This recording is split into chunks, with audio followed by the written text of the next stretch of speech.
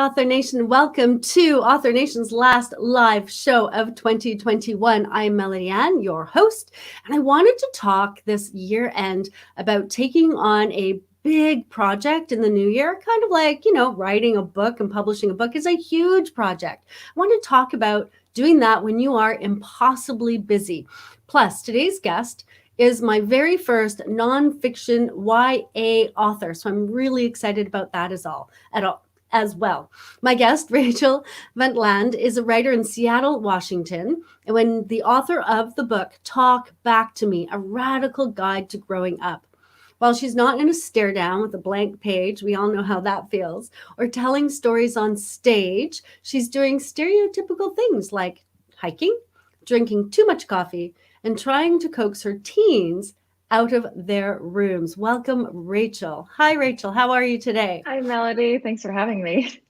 Absolutely. And you know that I also love to hike. So, when traveling gets easier and easier, and I'm heading down to the United States to hike, where should I go? Well, there's really no place like the Grand Canyon. Okay.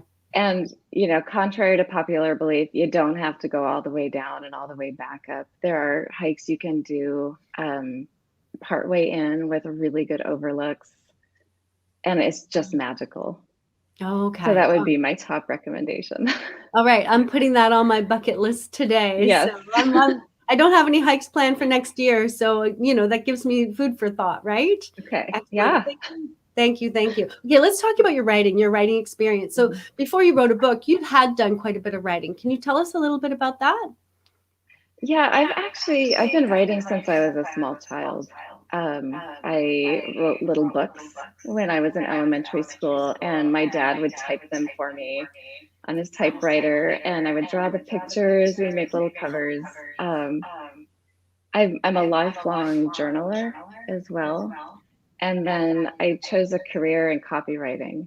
So, that's more business focused, but it's still putting concepts into words. Yeah. No, that's excellent. And you have a lot of writing experience. And actually, how we met is through storytelling. So you also storytell, and you storytell on stage, which I've seen you do, and you have some great stories. One about a mouse that made me curl my toes. So why did you decide to write a book to teens or to youth rather than writing a parenting book?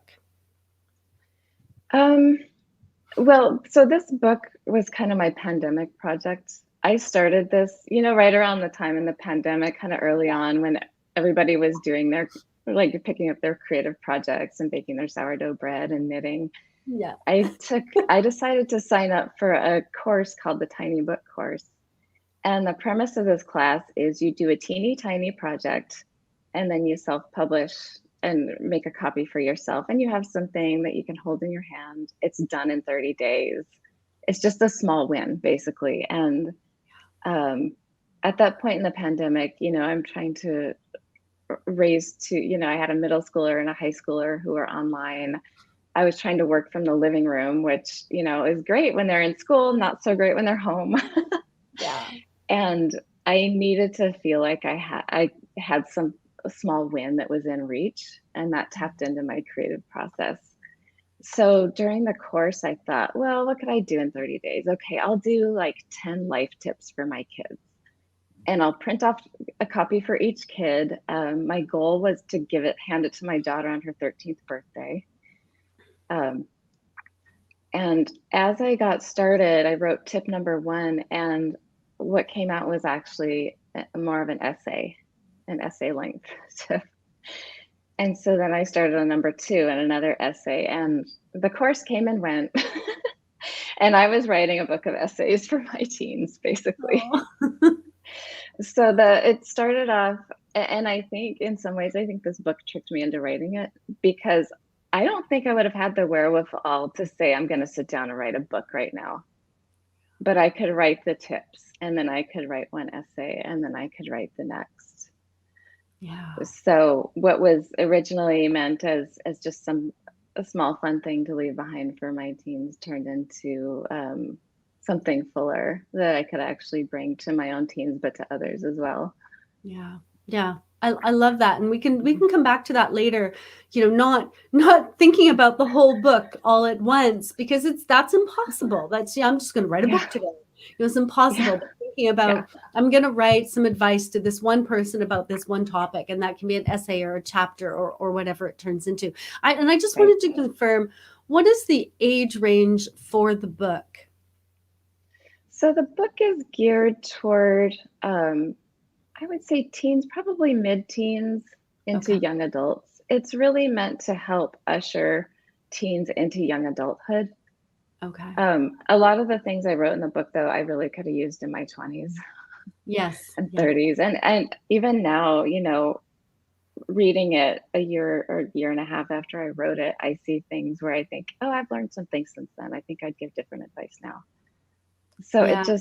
Yeah. it's geared toward teens and young adults, Yeah. but I think a lot of it is timeless. And, a lot of my best reviews are actually from parents who bought it to give to their teens and then said, well, actually, this is really good advice for a lot of people.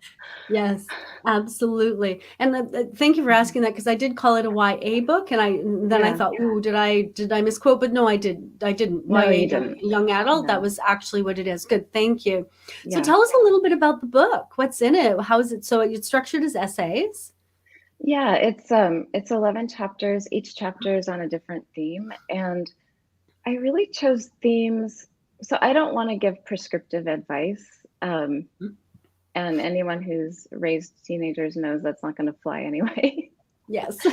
So I see my role now when it comes to my relationship with my teens as being more of a coach and a mentor for Yeah. how they can figure out their own life. How can they be discerning? How can they have good judgment? How can they find their own way? Right. So the book covers things from friendships, how to have healthy friendships, what to look for. There's a chapter about money and just, Mm. as a teen, what are some things, how can you frame your relationship to money in a way that you're going to set up good habits to support what you want, Yeah. as you get to the point in your life where you're needing to make purchases and support yourself. Um, there's a lot of content about relationships, whether it's friendships, romantic relationships, how to be a good listener, how to repair after you've had a conflict with somebody. Mm. And then just some chapters about how to advocate for yourself in a way that's clean and effective. That's one thing, and that's kind of where the title came from. Talk back to me. The old wisdom is kids should never talk back. Um, my thoughts are, well, kids should be allowed to express it if they don't agree with me or they don't agree with anybody.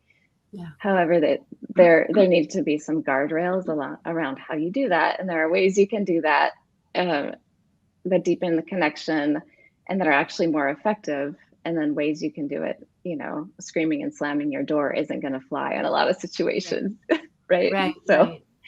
So so has the all of those advice? topics. Sorry, go ahead. Yeah, so just the topics are really just meant to help Mm. give guidance on tending to the aspects of your life that are really important in supporting you as you create the life you want. Yeah. And so I know, as a parent, raising my children, sometimes my parenting backfired on me. I remember when my kids were very little, I would teach them to say things like, don't do that. I don't like that. Don't touch me like that. Like all those really stand up for yourself phrases. And Mhm. I'll never forget my eldest daughter.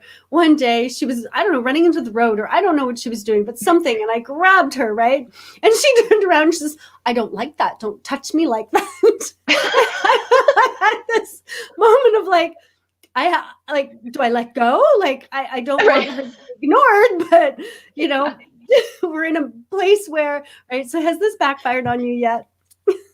Uh, it does sometimes. Well, I mean, my own parenting backfires on me when, there are some times when there's something important and it's for their safety, or maybe I can kind of see the implications of something I'm asking them to do.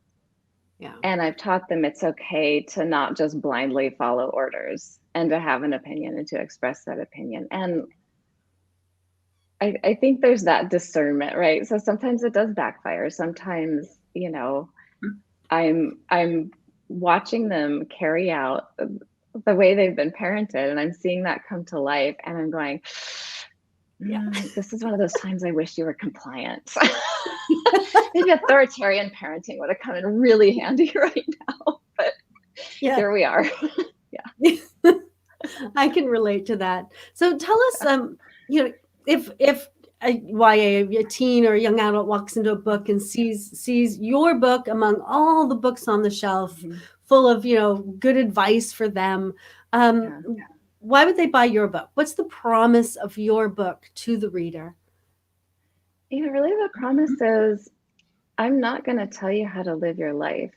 This book, it's not prescriptive, but it's principles that will help their own efforts to be more successful and help them develop into people who can have those things that they want, or they can pursue things that they want, they can pursue things that they're passionate about without some of the things that might get in the way. And I think that's partly why I focus so much on good friendships, good relationships in general, is there are certain aspects of life that when they're messy, they can really, really get in the way.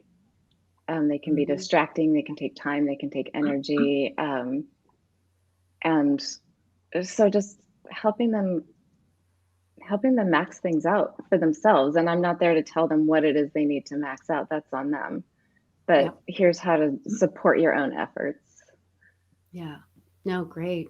So when I was going through the book, I noticed you used a lot of stories. Now you're a storyteller and on stage and on the page. And so how did storytelling play into the writing of these essays? Yeah, that's a great question. Well, I always enjoy hearing stories from my parents' childhood and from my grandparents' childhood. To me, when I hear those stories, it helps me feel connected to them. And it helps me go, oh, they actually get this. They've been in a similar situation. We see them through a particular lens, and we forget that they've been where we are in life. So part of it was just to connect. And part of it is that I think stories sometimes are the best way to illustrate something. You can connect to a story in a way you can't connect to maybe just a description of a principle or an idea. Yeah, no, that makes perfect sense to me. One more question about the book, and I'm going to ask you if you'd read an excerpt, if you will. There are so many topics, there's so many topics you could have chosen. How did you narrow it down to 11? Well, actually, I had narrowed it down to 10 first because I was doing 10 tips, and then I snuck in a chapter 11.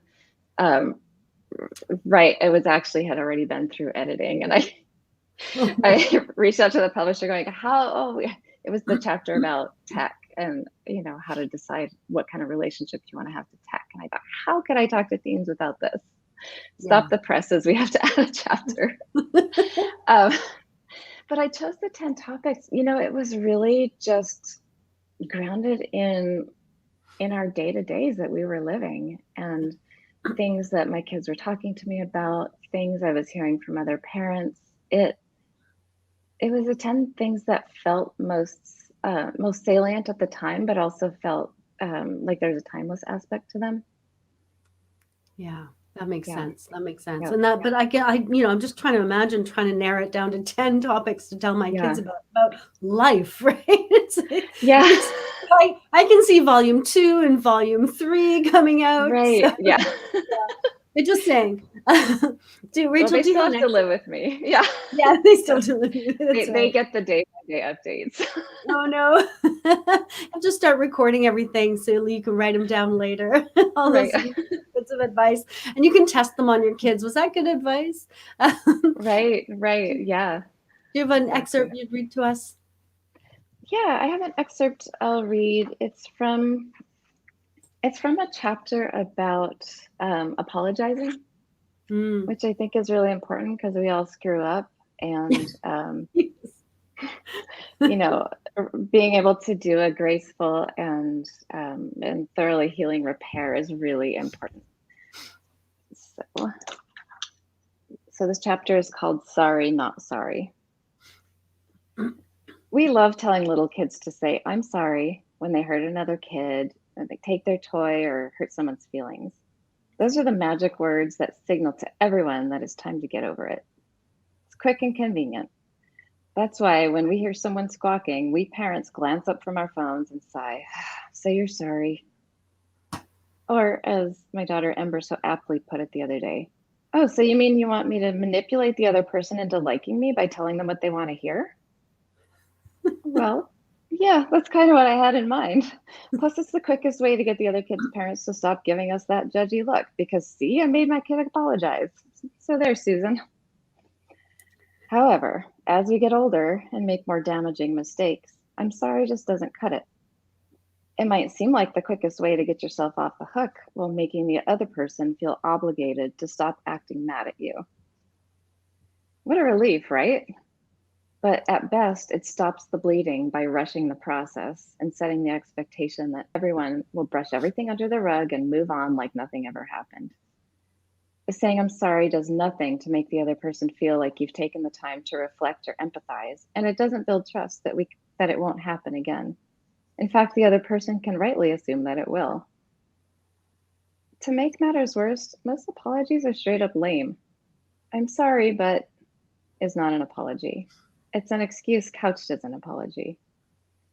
That wasn't my intention is also an excuse.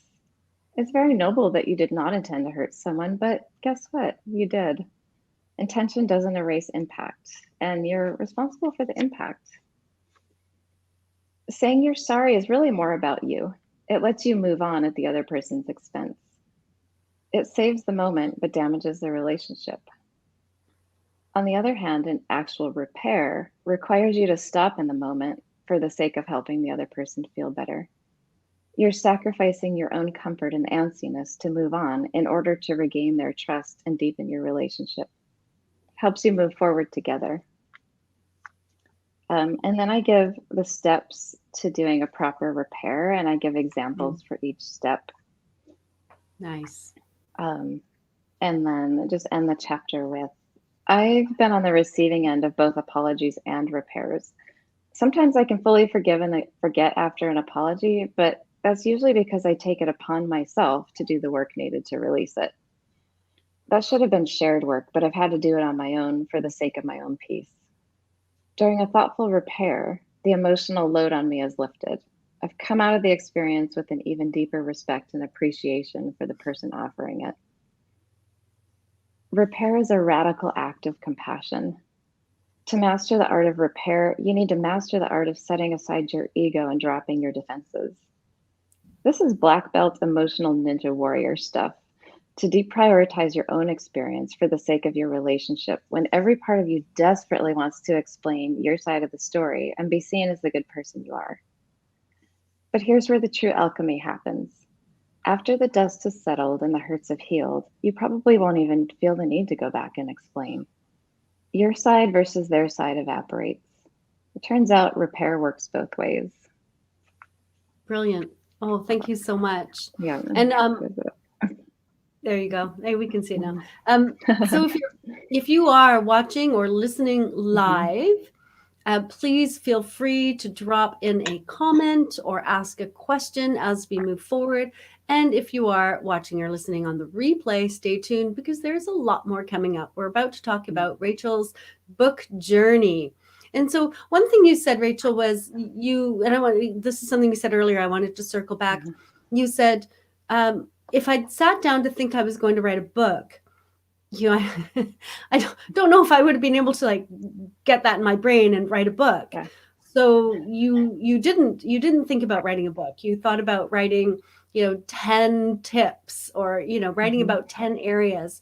Tell us a little bit about how that was helpful and how you could see other authors kind of taking that idea and using it to help them get a book done that just feels so impossibly big. Yeah, I mean, the thought of writing a book does feel impossibly big. And I think the thing that this one had going for it is that my initial concept started out small. Mhm. So, first it was, well, come up with the 10 tips I want to give. And then it was, okay, let's just write a paragraph, or let's do a little writing around tip number 1. And, it was, I think if I were to sit down, if I were to say, okay, I want to write, I'm going to just start now with a new book project, and I know it's going to be a full-length book, I would need to put myself in that same mindset. So I'd Mm. have to say, oh, okay, I think I'll brainstorm topics, or maybe make an outline. And um, I think Anne Lamott's bird by bird concept is Mhm. really helpful, where Yes. it's just one little piece at a time, break it up, break it up, break it up, and see if you can do the mental gymnastics to say, this is my piece, this piece in itself is a complete project, and I'm going to do this little project. And then you'll Yeah. have your next little piece of a project waiting, and make it its own complete thing. And, eventually you stitch them together and you have the end result. Yeah. No, that makes perfect Yeah. sense. I think that's really good advice. And whenever you have any big project, you hike, so I sometimes compare it to, hiking up a mountain, right? But if I'm Yeah. standing at the bottom of the mountain looking up, I'm like, I can't do that. But if Right. all I do is just say, okay, I just need to take a step and then another step and then another step. A couple hours later, I'm still walking, but I'm halfway up the mountain. So I kind of Yeah. take that lesson from hiking and I move it into when I'm writing or I'm working with authors, right? Just, we say one step at a time, but what does that really mean? It means chunking it down, right? And so Yeah. Yeah. that's one of the big problems. Now, the other thing is, you experienced this, you were in a pandemic, you have kids at home, you're working from home, you love to hike, you're in a long distance relationship, you have all this stuff going on. Where did you find the time to do that, those little bits of chunks, those little chunks, and keep your sanity? Well, I for myself had to dispel this myth that I needed a long, expanded chunk of uninterrupted time in order to start writing, Yeah. because that just wasn't going to happen. I mean, the full myth in my head is I need, an uninterrupted week, and the house has to be clean and healthy food, right? Like this is fantasy. This is never going to happen. And I don't know if you're familiar with the writer, Dr. Clarissa Pinkola Estes. Mm-hmm. She, one of her main works is called Women Who Run with the Wolves. And Mm-hmm. her advice to writers is to learn how to write in 5-minute time slots, which to me sounded impossible when I heard her say that. But it, I had to get rid of this myth of a long stretch of time where I would never sit down at all. So Yeah. it's just, getting really scrappy.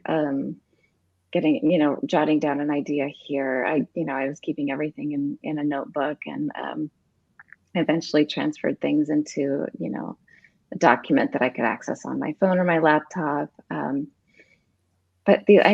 So for example, maybe I would be driving and something would come to me. So I would access the document from my phone and do the speech to text dictation. And I would be dictating part of the book while I'm driving. Hmm. Right. Or Right. before the book, I was starting to get good at this before the book. So I remember one day I wrote an entire essay on the sidelines of my daughter's soccer game.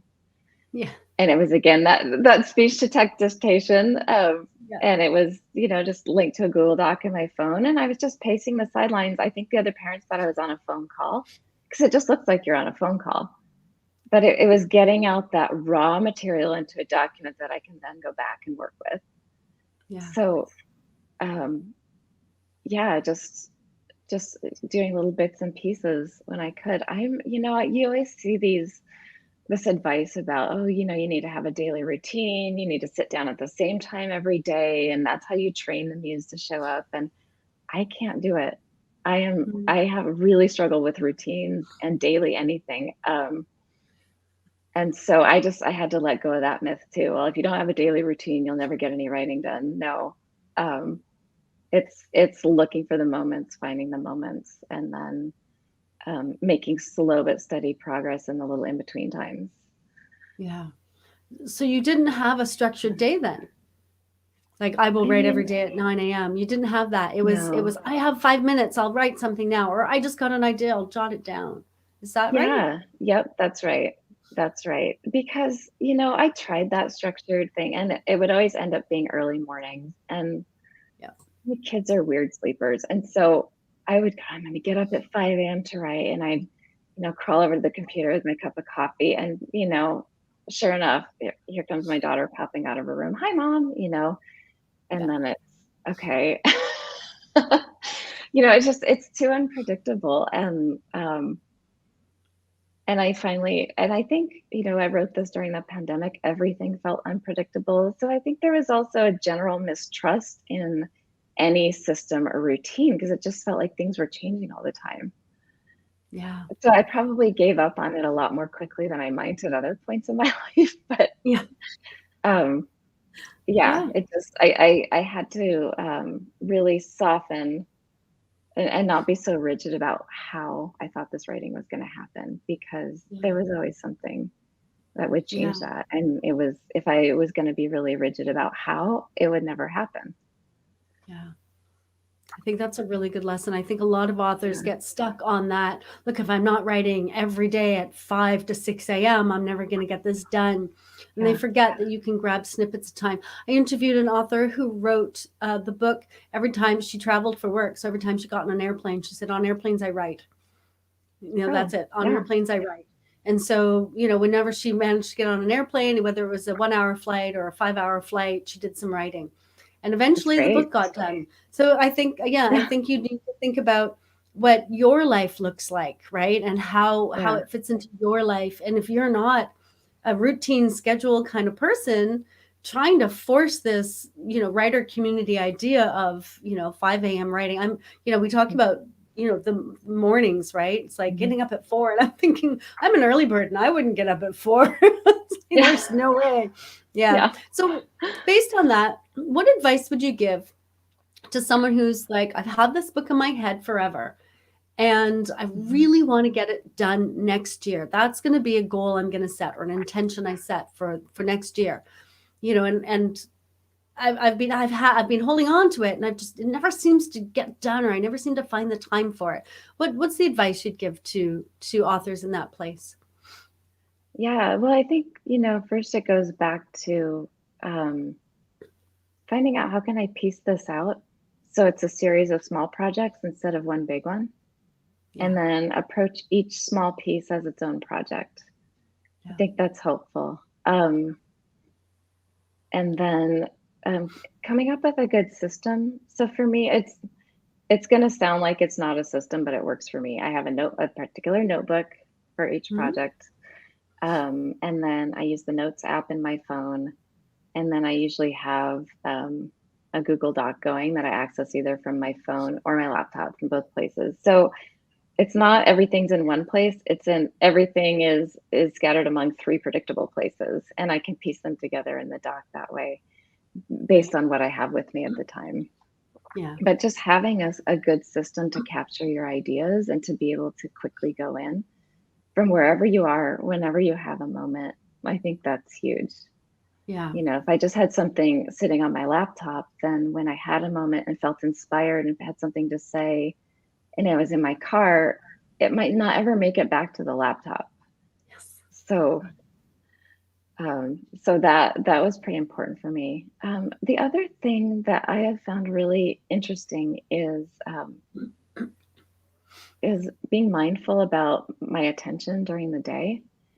So Mm. I notice when I'm doing a lot of social media, then anytime I have a few minutes, just say I'm waiting for water to boil for tea, I'm on my phone on Instagram. Or if I'm, waiting for a kid in a parking lot somewhere, to come out of school, I'm on Facebook. And I'm filling all these tiny little in between time slivers with more randomness coming into my brain. Um, Mhm. but when I'm really serious about, okay, I have something I need to create, I have to get off social media pretty much all together. Because then in those in-between moments, that's when all these great ideas surface, or you might have an insight, or just processing the things that we hear and see during the day that end up being really rich soil for creative ideas later. Yeah. I think, with our phones in our pockets all the time, or even just checking email, whether whatever, this phone checking habit, I Yes. Oh, I found know. it I can know. cut my creativity a lot, because it's just not giving my brain the free space to wander. And Yeah. that free space to wander is really where the creativity and the productivity come from.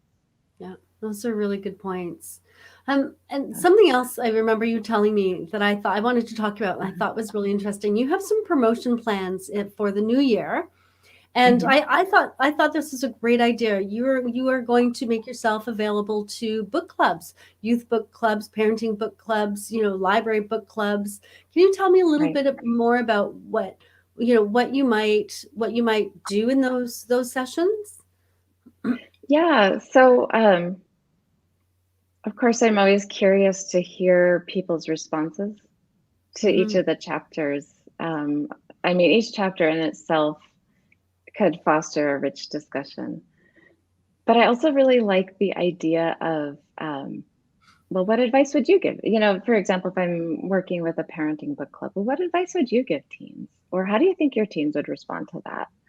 Yeah, Or what guidance do you wish you would have had about how to choose your friends when you were 16? yeah, So I really want this to be a springboard for people to tap into their own wisdom. And right. sometimes having something to discuss is the best way to get there. And then, for teens too, it's this is funny because I don't know that most teens I know are really eager for advice from parents. Hmm. But I think, again, this can be a really good springboard. Well, what did you think of that chapter? What would you say to a friend who is in this situation? Or Mm, what are your thoughts around how you choose your friends? So it's yeah, it's inviting their own wisdom forward. Like, here's my idea, but what do you think? What's your experience with this? yeah. I think that brings up a really good point.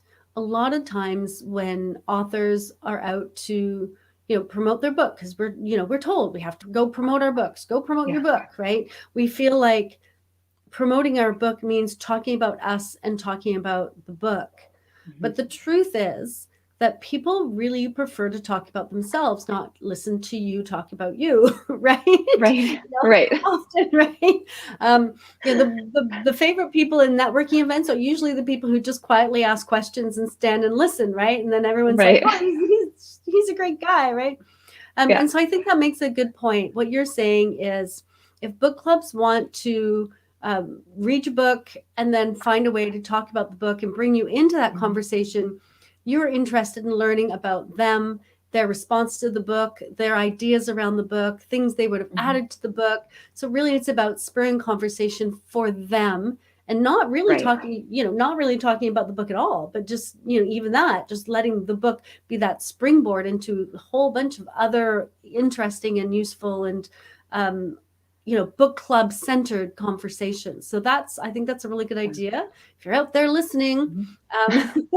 um, think about offering to talk to book clubs about your book in the new year. There are lots of ways to find book clubs. I should do a video on Mhm. that, or set up a resource for that, because there are lots of good ways to find book clubs. Yeah. But we won't get into that right now. So, yeah. And then what, do you have a new project you're working on? Yes. So, part of the publishing contract with this book, it was actually a two-book contract. The Mhm. second is actually a journal. So, and that is coming out spring of 2022. It's called Nice. the Unjournal, and it is kind of a different journaling method.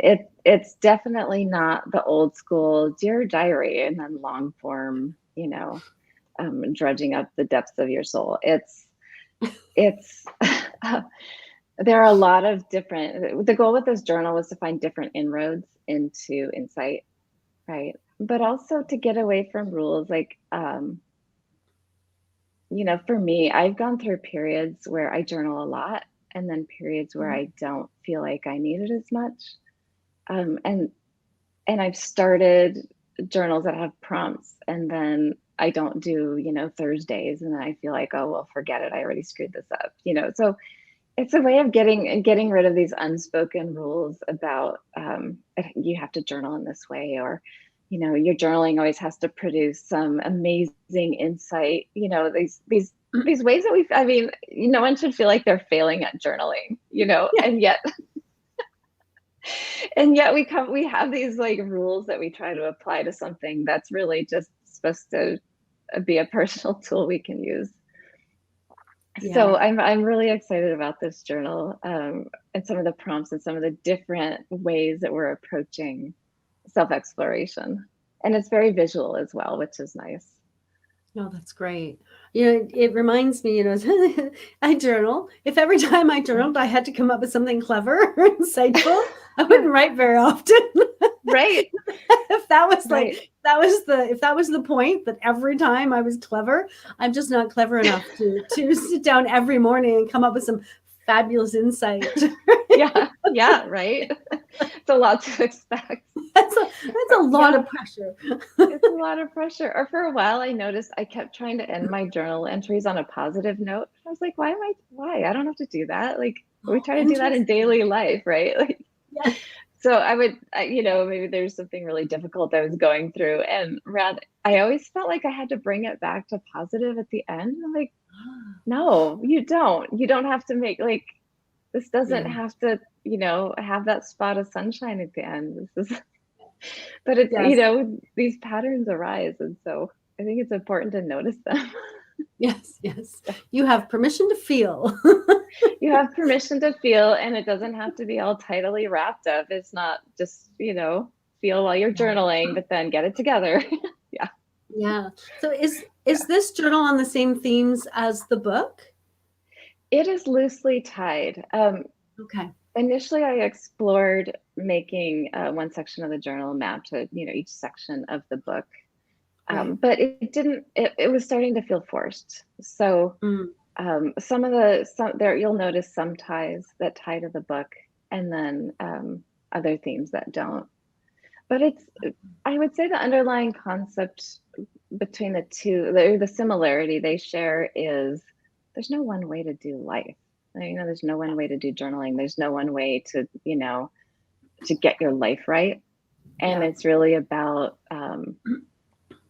noticing what the unspoken rules are that have become your hangups without you even realizing it. And then deciding, how do I want to engage with this on my own terms? Yeah, that's great. Have we missed anything, Rachel? Is there anything important that we could talk about that I didn't touch on, or something you'd like to come back to?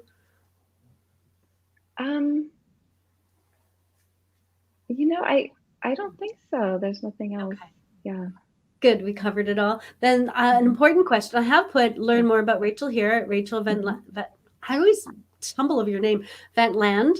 And so that's a great place to get a hold of you. Or if you're looking for Rachel's book, you can go to the description, and I have a link in the description for Amazon. In fact, I have more than one link in the description for Amazon. And so beyond that, where's a great way to get a hold of you?